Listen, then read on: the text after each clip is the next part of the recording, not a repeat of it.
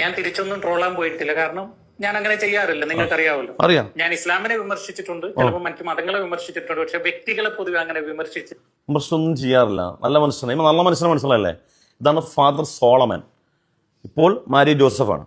എന്തോ ആയിക്കോട്ടെ. ഇദ്ദേഹം എൻ്റെ ഒരു വീഡിയോയുടെ ഒരു ഭാഗം എടുത്തു വെച്ചുകൊണ്ട് റിയാക്ട് ചെയ്തു. ഞാൻ മുസ്ലിം ഉമ്മത്തിനോട് പറയുകയാണ്, ഇദ്ദേഹത്തിനെ പോലുള്ള ആളുകളുടെ കലാപരിപാടികൾ വിജയിപ്പിക്കുന്നതിൽ 99% നമ്മുടെ കൗമാണെന്ന് ഓർത്തുകൊണ്ട് വേണം.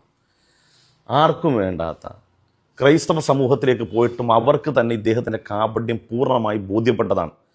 ചാരിറ്റി എന്ന് പറയുന്ന വലിയൊരു സാമ്രാജ്യം ഉണ്ടാക്കിയിട്ട് അതിൻ്റെ അധിപനായി എല്ലാ കാലത്തും വിഹരിക്കാമെന്ന് വിചാരിച്ചിരിക്കുമ്പോഴാണ് ജനങ്ങളുടെ മുമ്പിൽ കാണിക്കുന്ന ഈ മൃദുലതയുടെ സമഭാവനയുടെ മുഖത്തിനപ്പുറത്തേക്ക് ഇദ്ദേഹത്തിൻ്റെ ഒരു ക്രൂര മുഖമുണ്ടെന്ന് സ്വന്തം ഭാര്യ ജിജി മരിയോ പുറത്തു കൊണ്ടുവന്നത്. ഇപ്പോൾ ഇദ്ദേഹം പറഞ്ഞില്ലേ, ഞാൻ ആരും ട്രോളാറില്ല, ഒന്നും പറയാറില്ല. അതിന് ശേഷം ഒരു വാക്കും കൂടെ പറയുന്നുണ്ട്. വീഡിയോ ഇടുന്ന ഒരാളല്ല ഞാൻ. കാരണം ദൈവം മനുഷ്യ ഹൃദയത്തിൽ വസിക്കുന്നു. ദൈവം മനുഷ്യ ഹൃദയത്തിൽ വസിക്കുന്നുകൊണ്ട് അദ്ദേഹത്തിന് ആരെയും ഒന്നും വേദനിപ്പിക്കാൻ കഴിയത്തില്ല. പാവം ഒരു ചിന്ത ഉള്ളത് കൊണ്ട് മനുഷ്യനെ അങ്ങനെ വേദനിപ്പിക്കാറില്ല. മനുഷ്യനെ അങ്ങനെ വേദനിപ്പിക്കാറില്ല. ഈ ചിത്രം ഇതാണ്, നോക്കിയേ. ഈ ചിത്രം കണ്ട, ഇതേ ക്ലോക്ക് വെക്കാൻ വേണ്ടി ആണി അടിക്കാൻ നേരത്ത് ജി ചേച്ചി സ്റ്റൂളിൽ നിന്ന് തെന്നി മറിഞ്ഞു വീണപ്പം പറ്റിയ പാടാ. ഇവൻ തല്ലിയാണെന്ന് ലോകത്ത് ആർക്കും അറിയാൻ വയ്യത്.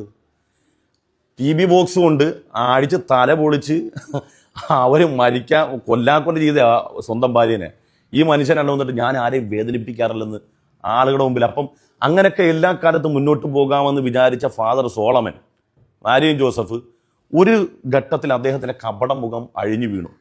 ക്രൈസ്തവരും ഹൈന്ദവ സഹോദര ഈ നാട്ടിലുള്ള മനുഷ്യത്വമുള്ള ഏതൊരു മനുഷ്യനും എതിരായ സമയത്ത് ഇനി അദ്ദേഹത്തിന് പിടിച്ചു നിൽക്കാൻ കഴിഞ്ഞില്ല എന്നപ്പോൾ എന്ത് ചെയ്തു? നമ്മളെ എന്തെങ്കിലും ഒന്ന് പറഞ്ഞു നോക്കാം. നമ്മളെന്ന് ഉപദേശിക്കുന്ന രൂപത്തിൽ ഉപദേശത്തിൻ്റെ കോലം പറയാൻ പോണത്. എന്ത് വിഷയത്തിലാണ് ഉപദേശിക്കാൻ വരുന്നത്? മാന്യന്മാർ പറയുകയാണെങ്കിൽ നമുക്കത് കേൾക്കാം. അങ്ങനെ അദ്ദേഹം ഉപദേശിക്കാൻ വന്നത് കേട്ടോണോ? ആശയങ്ങൾ മാത്രമേ ഡിഫെൻഡ് ചെയ്യാറുള്ളൂ.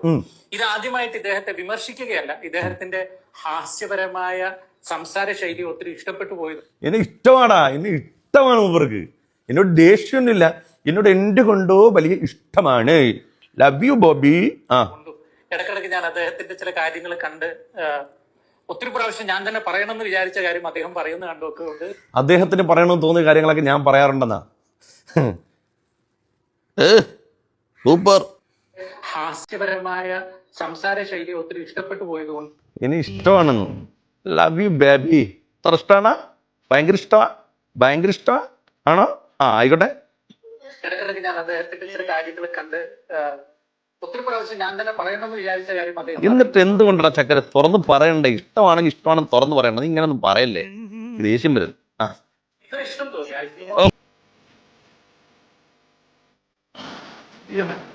ഇഷ്ടപ്പെട്ട് പോയി. പക്ഷെ അതേ സമയത്ത് അൻസാരി സുഹരി എന്ന സഹോദരനോട് എനിക്ക് പറയാനുള്ളത്, നിങ്ങൾ ഭാരതത്തിൽ ജനിച്ചതാണെന്ന എന്റെ വിശ്വാസം. എനിക്കറിയില്ല കേട്ടോ. എന്തായാലും ഇപ്പൊ ഞാൻ സെന്റ് ഫ്രാൻസിസ്കോയിലാണ് ജനിച്ചത്.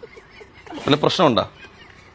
ഭാരതത്തിൽ ജനിച്ചില്ലെന്ന് വിചാരിക്കുക. സെന്റ് ഫ്രാൻസിസ്കോയിലാണ് ജനിച്ചത്. വല്ല പ്രശ്നമുണ്ടാ? പ്രശ്നം ഉണ്ടെങ്കിൽ പറയണേ. ഇരിക്കുന്ന ഭാരതത്തിലാണ്. ആലപ്പുഴക്കാരൻ ഇടയ്ക്കിടയ്ക്ക് പറയുന്നുണ്ട്. അത് ഞാൻ ആലപ്പുഴക്കാരനാണ്. എനിക്ക് അതിൻ്റെ അത് വലിയ ആത്മഹർഷമാണ്. ആലപ്പുഴക്കാരനാണ് ഞാൻ. ഭാരതത്തിന്റെ എല്ലാ ആനുകൂല്യങ്ങളും ആസ്വദിക്കുന്നുണ്ട്, ഒരു സംശയവും വേണ്ട. അത് ആരെങ്കിലും ഔദാര്യം കൊണ്ടാണ്.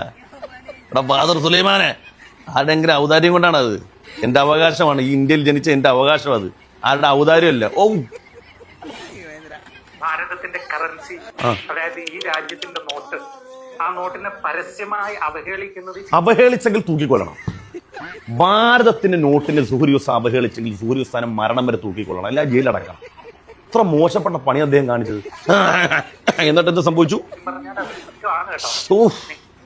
കുറ്റമാണ്. എന്താ ചെയ്യാ? പറഞ്ഞത് നിങ്ങളുടെ മക്കള് മുറ്റത്ത് അപ്പിയിടുമ്പോ ഈ സാധനം കൊണ്ട്, അതായത് 500 രൂപയുടെ നോട്ട് കൊണ്ട് 500 രൂപ ഉണ്ടെങ്കിൽ 5 ദിവസം സുഖമായി സുഭിക്ഷമായി ജീവിക്കും. 5 ദിവസം 500 ഉണ്ടെങ്കിൽ 5 ദിവസം സുഭിക്ഷമായി ജീവിക്കാന്ന് പറഞ്ഞു. നമ്മളൊന്ന് ആലോചിക്കണം. 500 രൂപ വേണ്ട, സ്വന്തം ഭാര്യക്ക് 100 രൂപ എങ്കിലും ചെലവിന് കൊടുക്കടാ സുലൈമാനെ.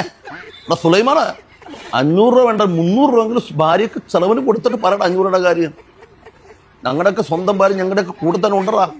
ഞങ്ങൾ 500 1000 ഒക്കെ ചെലവിന് കൊടുക്കുന്നുണ്ട്, മക്കൾ നോക്കുന്നുണ്ട്, കുടുംബമായിട്ട് സന്തോഷം ജീവിക്കുന്നുണ്ട്. സ്വന്തം ഭാര്യയെ TV ബോക്സിനടിച്ച് വീട്ടിൽ നിന്ന് പുറത്താക്കി അവളിപ്പോൾ ചെലവിന് ജീവിക്കാൻ വേണ്ടി അച്ചാർ കച്ചവടം നടത്തുകയാണ്. ആ പാവപ്പെട്ട സ്ത്രീ അവിടെ 500 രൂപ ഉണ്ടെങ്കിൽ 50 ദിവസം കൊടുത്തു വന്നു. കുടുംബങ്ങളെ എനിക്കറിയാം.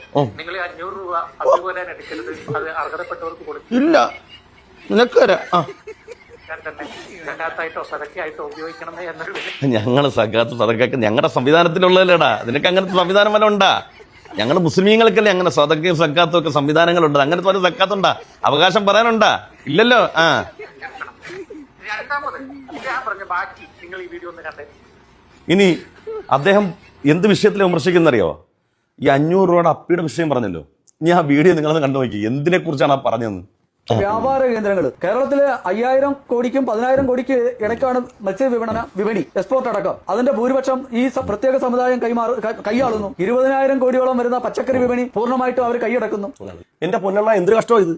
ഞങ്ങൾക്ക് നല്ല വീട് മേടിക്കാൻ പറ്റത്തില്ല, നല്ല കച്ചവട സ്ഥാപനം തുടങ്ങാൻ പറ്റത്തില്ല, നല്ല ആഹാരം കഴിക്കാൻ പറ്റത്തില്ല, നല്ല മക്കളെ ഉത്പാദിപ്പിക്കാൻ പറ്റത്തില്ല. നിങ്ങൾ കുറ്റപ്പെടുത്താതിരിക്കണമെങ്കിൽ ഇപ്പൊ ഞങ്ങൾ എന്ത് ചെയ്യണം? നിങ്ങളോ പൈസ ചെലവാക്കത്തില്ല, നല്ല ആഹാരവും കഴിക്കത്തില്ല. നീ ഒരു കാര്യം ചെയ്യാം, നിങ്ങൾ കുറ്റപ്പെടുത്താതിരിക്കാൻ വേണ്ടി ഇത് കണ്ടല്ലേ, ഇതല്ലേ മണി. ഞങ്ങൾ വീട്ടിലെ കൊച്ചുങ്ങൾ മുറ്റ തപ്പിയിടുമ്പോൾ ഇതുകൊണ്ട് കോരിക്കളയാം. കാരണം ഇതിനിപ്പോൾ ഉപയോഗമില്ലല്ലോ. നിങ്ങൾ ഞങ്ങളെ കുറ്റപ്പെടുത്തത്തില്ല, അതുകൊണ്ട് ഞങ്ങൾ ഇതൊക്കെ അങ്ങ് കൂട്ടി വെച്ചേക്കാം. എന്റെ പൊന്നെണ്ണ, ഇത് ഉള്ളവൻ ഇത് വീണ്ടും കളത്തിലിറക്കി കച്ചവടത്തിലിറക്കി പൈസ ഉണ്ടാകും. ഇപ്പൊ കാര്യം നിങ്ങൾക്ക് എല്ലാവർക്കും ബോധ്യപ്പെട്ടില്ലേ? മുസ്ലിങ്ങൾക്ക് കച്ചവടം ചെയ്യാൻ പറ്റത്തില്ല, ലാൻഡ് വാങ്ങാൻ പറ്റത്തില്ല, ഒരു വ്യവഹാരങ്ങളിൽ ഇടപെടാൻ പറ്റത്തില്ല. അങ്ങനെയൊക്കെ ഇടപെട്ടാൽ അത് ജിഹാദായി മാറും. അപ്പൊ പിന്നെ ഞങ്ങളുടെ കയ്യിലുള്ള പൈസ എന്ത് ചെയ്യണമെന്നാണ് പറയുന്നത്? നോട്ട് എന്നുള്ളത് നമുക്ക് വ്യവഹാരം ചെയ്യാനുള്ളതാണ്. നമുക്കത് മാർക്കറ്റിലിട്ട് കച്ചവടം ചെയ്ത് അത് ഇരട്ടിപ്പിക്കാനുള്ളതാണ് പൈസ എന്നുള്ളത്. അല്ല എന്ത് ചെയ്യണം? കൊച്ചുകുട്ടികളുടെ മാലിന്യം കോരി കളയാനുള്ളതാണോ? ആണോ എന്നുള്ളതാണ് ചോദ്യം. എന്തോ സുലൈമാനോ ആണോ എന്നുള്ളതാണ് ചോദ്യം. പറഞ്ഞ മനസ്സിലായ? അതുകൊണ്ട് ഈ സൈസ് ഉടായ്പം തന്നെ എന്നെ കേട്ടുകൊണ്ടിരിക്കുന്ന ഒരു വലിയ ബഹുസ്വര സമൂഹം ഇവിടെ ഉണ്ടെന്നും ആ ഉത്തമ ബോധ്യത്തിലൂടെയാണ് എല്ലാ കാലത്തും സംസാരിച്ചിട്ടുള്ളത്. അവൻ വേറൊരു സംഗതി പറഞ്ഞു, അതും കൂടെ ഒന്ന് കേൾപ്പിച്ചിട്ട് പോവാം. ഇല്ലാത്തവന് ഇത് ഈ മണി നോക്കിയാണ്, ഈ മണിയുള്ളവൻ ഇതിട്ട് മണി ഉണ്ടാകും, ഈ മണിയുള്ളവൻ ഈ മണിയുടെ പിന്നാലെ പോകും. മണീനെ മനസ്സിലായ? ഒരർത്ഥത്തിൽ ഏറ്റവും ഓൾഡസ്റ്റ് സംസ്കാരം എന്ന് പറയുന്നത് നമ്മുടെ ഇന്ത്യയുടെ സംസ്കാരം. ഇന്ത്യ ഷുഡ് ബി എന്നാണ് ഞാൻ കാരണം കന്യാകുമാരി മുതൽ കാശ്മീർ വരെ നമ്മൾ സഞ്ചരിച്ചാൽ എന്താ സംഭവം അറിയോ? അപ്പൊ ഇതൊക്കെ നമ്മുടെ രാജ്യത്തിന്റെ വൈവിധ്യമാണ്. തുണി ഉടുക്കാൻ നടന്നാൽ ഇതൊക്കെ രാജ്യത്തിന്റെ വൈവിധ്യമാണെന്ന് പറഞ്ഞത്. എങ്കിൽ മാരി ജോസഫ് തുണി ഉടുക്കാത്ത മാത്രമല്ല, മനുഷ്യന്റെ മാംസം തിന്നുന്ന ഒരു വൈവിധ്യം നമ്മുടെ നാട്ടിലുണ്ട്. തലയോട്ടിയിൽ വെള്ളമൊഴിച്ച് കുടിക്കുന്ന ഒരു വൈവിധ്യം നമ്മുടെ നാട്ടിലുണ്ട്. ഇതൊക്കെ ഉൾക്കൊള്ളണമെന്ന് പറയുന്ന ഇതൊക്കെ. അതുപോലെ ദേവദാസി സമ്പ്രദായം ഇപ്പോഴും കർണാടകയുടെ ഉൾഗ്രാമങ്ങൾ നിലനിൽക്കുന്നില്ലേ? എന്താ വേഷവൃത്തിയല്ലേ? ഈ വൈവിധ്യങ്ങളൊക്കെ ഉൾക്കൊള്ളണം. നീ അങ്ങ് ഉൾക്കൊണ്ടാൽ മതി, ആ സംസ്കാരം നിങ്ങളങ്ങ് ഉൾക്കൊണ്ടാൽ മതി. ഞങ്ങൾക്ക് ഉൾക്കൊള്ളാൻ താല്പര്യമില്ല. ഞങ്ങൾ വൈവിധ്യമായി കാണുന്നതെല്ലാം മാനവികമായ വൈവിധ്യങ്ങളാണ്. അതിനപ്പുറത്തേക്ക് തോന്നിവാസങ്ങൾ അല്ലെങ്കിൽ ഒരിക്കലും ഉൾക്കൊള്ളാൻ പറ്റാത്ത സംസ്കാരശൂന്യമായ കാര്യങ്ങളെയൊക്കെ സംസ്കാരം എന്നുള്ള പേരിൽ, വൈവിധ്യം എന്നുള്ള പേരിൽ ഉൾക്കൊള്ളാൻ എനിക്ക് കഴിയില്ല. ഞാൻ എൻ്റെ ബോധ്യവും എൻ്റെ നിലപാടുമാണ് പറഞ്ഞത്. അപ്പൊ സോളമ അടുത്ത വാ, അപ്പൊ ബാക്കി ഞാൻ പറയാം. ഓക്കെ.